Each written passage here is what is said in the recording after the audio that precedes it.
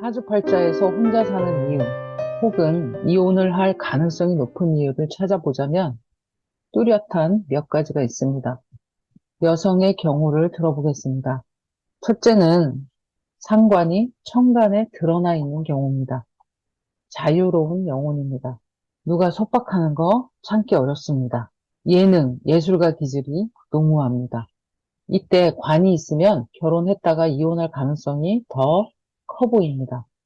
관살이 없이 상관만 천간에 있는 경우도 남자와의 인연이 그리 많지 않습니다. 누가 다가와도 쳐낼 가능성이 더 높은 것이죠. 물론 상대방의 음양오행에 따라서 여성이 마지못해 결혼을 하는 것처럼 해서 혼인을 할 수도 있죠. 상간 경관의 해로움을 이때 강하게 느끼겠죠.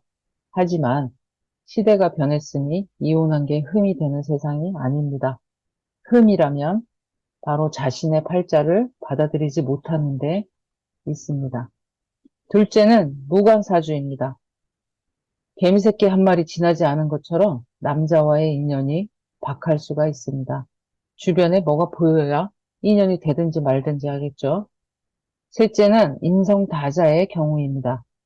인성은 편인이든 정인이든 관의 사랑을 잘 받아 챙길 수 있는 안테나와 같은 것입니다.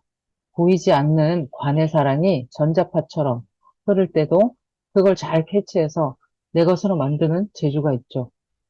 근데 인성이 너무 많으면 관을 설계한다 하여 나는 사랑받아야 마땅한 사람, 나는 사랑받아야 해, 사랑받겠 난 몰라 하며 상대방의 에너지를 너무 소모시킬 가능성이 큽니다. 특히 편인의 경우 그 에너지를 빼는 정도가 심해서 연애 기간 중에 남자가 도망가 버릴 수도 있습니다.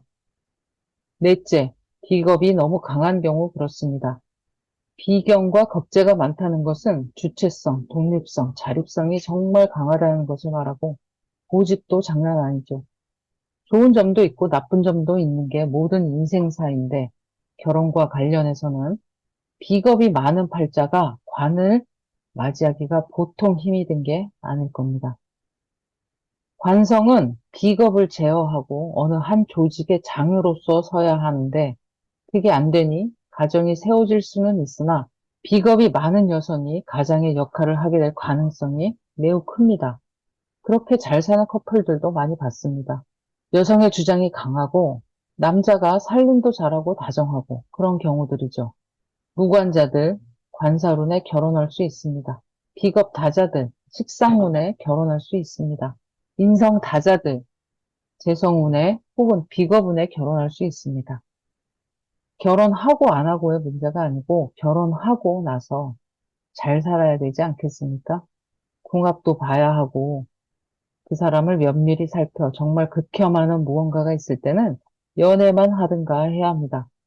사람의 에너지는 상황에 따라 변하고 어떤 사람과 있느냐에 따라 변하기도 하고 어떤 나이대에 있느냐도 중요합니다.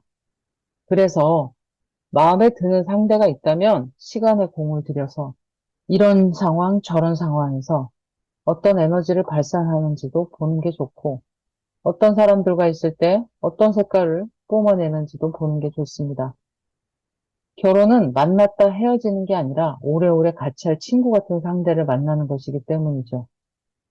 그리고 더 중요한 것은 그런 에너지를 뿜는 사람을 보며 내가 어떤 기분과 기운으로 변하는지 보는 것입니다.